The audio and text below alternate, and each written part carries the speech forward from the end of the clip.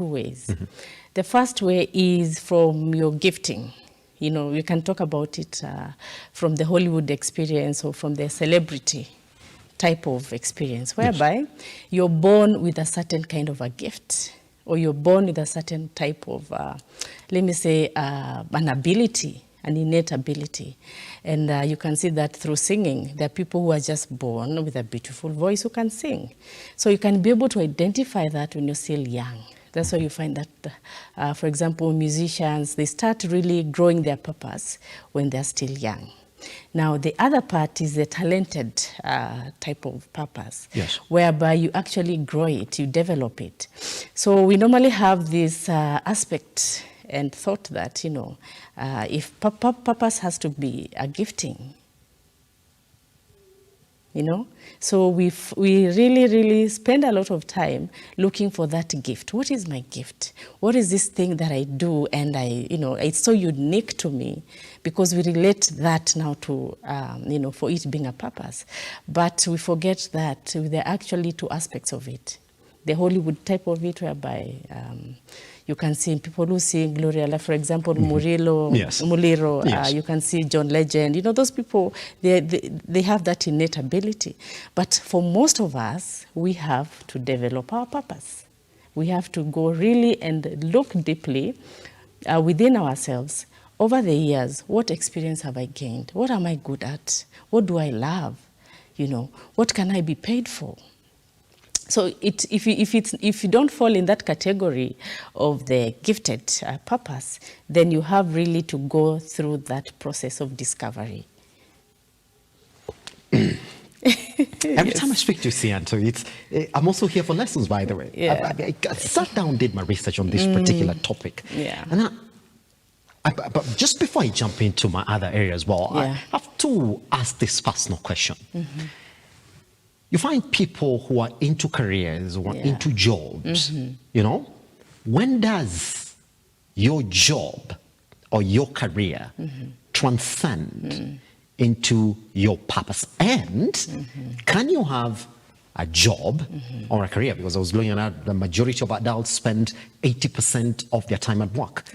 And essentially that means that if you're going to live your purpose, then whatever it is that you're doing on a majority of the time that you're alive should essentially be your purpose, or you'll feel completely lost. So let me ask this question. Can your job transcend to be your purpose? And can you have a purpose, but then on the side as well, you're doing a completely different job from what your purpose is? So let's understand that. Now, first, let me just give you the components of what describes purpose so that we understand it. The first one, you have to ask yourself, do I love what I'm doing? If you're at work, ask yourself, do I love what I'm doing? Number two, am I good at it? Number three, is it really needed by people? Am I being of value? And then number four, can I be paid for? So those are the four questions that we must ask ourselves.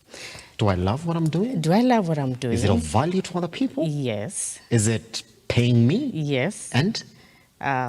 Which is the other one? I've said, do I love what I'm doing? Yes. Am I good at it? Oh, am I good at that? But that's the last one. Yes. Yes. So now, for example, you've been employed, but you don't love that job. You're being paid. You're good at it. And it's, of course, is it having an impact on people? So if you're finding like for you, the reason why you're at work is because of salary only, now you're just being paid for, and you're good at it, you have the skills, but you don't love it, then that's not your purpose.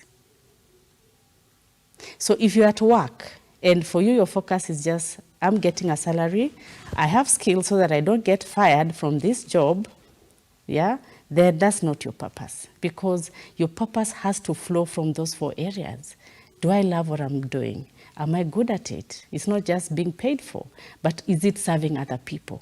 So we really have to move from the aspect of looking at ourselves only, but what am I doing to other people? Am I really being a person of impact? So the reason why when people are at work, you feel like you're you're stressed when Sunday reaches. You don't even want to see Monday morning. You're feeling like, no, there's that feeling that you get that, you know, this is, I'm not happy. Yeah. So that means that what you're doing, you don't love it. So it's not your purpose.